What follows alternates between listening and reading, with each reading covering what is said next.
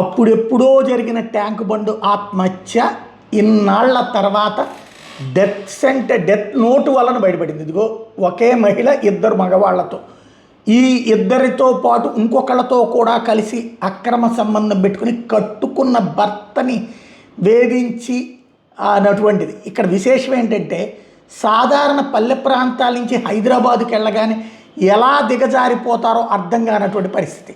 మార్కాపురానికి చెందిన సీతారాం, నంద్యాలకు చెందిన రేణుక 2018లో పెళ్ళయింది. వీళ్ళకి ఇద్దరు పిల్లలు కూడా. పోనీ ఏమైనా బాధ్యతలు లేవంటే బాధ్యత ఉంది. సీతారాం సాఫ్ట్వేర్ ఇంజనీర్గా పనిచేస్తే డబ్బులు సంపాదిస్తున్నాడు. బాచుపల్లిలో ఉన్నారు వీళ్ళు. భర్తకు తెలియకుండా హైదరాబాద్ పోయాక ముగ్గురితో అక్రమ సంబంధాలు పెట్టుకున్నటువంటి ఆవిడ రమణ అనే వ్యక్తితో కలిసి ఉన్నప్పుడు ప్రైవేట్ వీడియోలు కూడా తీసుకుంది.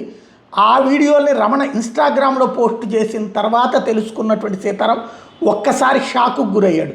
నేను ఇంత బాగా చూసుకుంటుంటే నా భార్య ఏంటి ఇట్లాగా, అది ప్రైవేట్ రిలేషన్ని పోస్ట్ చేసుకొచ్చారనమాట. ఫిబ్రవరి నెలలో 19 పేజీల సూసైడ్ నోట్ రాసి హుస్సేన్ సాగర్లో దూకి ఆత్మహత్య చేసుకున్నటువంటి సంఘటన తర్వాత ఎందుకు జరిగింది అనేది అర్థం కాలేదు. చివరికి వాళ్ళ తల్లిదండ్రులు చెప్పారు, అంతకుముందు మా అమ్మాయిది ఇట్లాగ వీడియోలు ప్రొజెక్ట్ చేసింది, ఆ విషయాన్ని తెలిసి ఎవరి దోవనాళ్ళు ఇళ్ళకి వచ్చేశారు. ఆ తర్వాత అమ్మాయి తరపున వాళ్ళు వచ్చి ఏడుస్తా సంబంధం అంటే నేనే ఒప్పుకోలేదని వాళ్ళ తండ్రి క్లియర్గా చెప్తున్నారు. మళ్ళీ రేపు పొద్దున మా అబ్బాయిని చంపేస్తే ఏంటి సంబంధము అన్నటువంటిది. తర్వాత ఈ అమ్మాయి మాత్రం అతనికి ఫోన్ చేసి సీతారాంకి కంటతడి పెట్టుకుంటా, ఇక నుంచి నేను తప్పు చేయను అని చెప్తే అతను విని ఒప్పుకున్నాడట. తీరా చూస్తే ఆ తర్వాత మళ్ళీ ఏం జరిగిందో తెలియదు. వీళ్ళ వేధింపులకి అతను సూసైడ్ చేసుకున్నాడు ట్యాంక్ బండి దగ్గర. నా భార్యకి ఏ లోటు రాకుండా చూసుకున్నా, కానీ ఆమె నాకు నమ్మక ద్రోహం చేసిందంటూ తన ఆవేదన తెలుపుతూ సీతారాం సూసైడ్ చేసుకున్నాడు.